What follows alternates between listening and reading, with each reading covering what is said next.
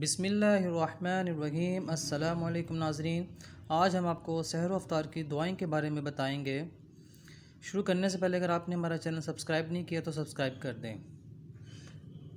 شروع کرتے ہیں۔ سحری کھانے سے پہلے 7 مرتبہ یہ دعا پڑھیں تو ہر لقمے کے بدلے ستاروں کی گنتی سے 1000 گنا زیادہ نیکیاں ملیں گی۔ لا الہ الا اللہ الحی القیوم القائم علی کل نفس بما کسبت۔ روزہ رکھنے کی نیت۔ وَبِصَوْمِ غَدٍ نَوَيْتُ مِن شَهْرِ رمضان۔ میں نے رمضان کے مہینے کے آج کے دن کے روزے کی نیت کی۔ دعا نمبر 2، روزہ افطار کرنے سے پہلے یہ دعا 1 مرتبہ پڑھیں۔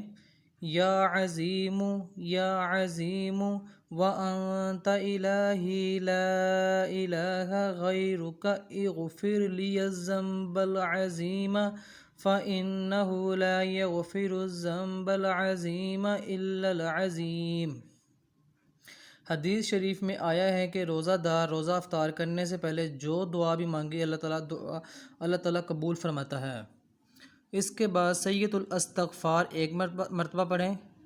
سید الاستغفار: اللہم انت ربی لا الہ الا انت خلقتنی وانا عبدک وانا علی عہدک ووعدک ما استطعت اعوذ بک من شر ما صنعت ابوء لک بنعمتک علی وابوء بذنبی فاغفر لی فانہ لا یغفر الذنوب الا انت۔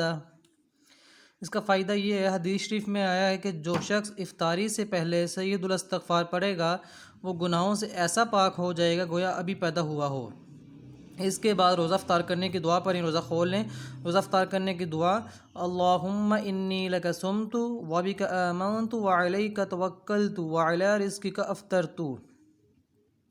اس کا ترجمہ یہ ہے، اے اللہ میں نے تیری رضا کے لیے روزہ رکھا اور تجھ پر ایمان لایا، اور میں نے تجھ پر بھروسہ کیا اور تیرے عطا کردہ رزق پر میں نے روزہ افطار کیا۔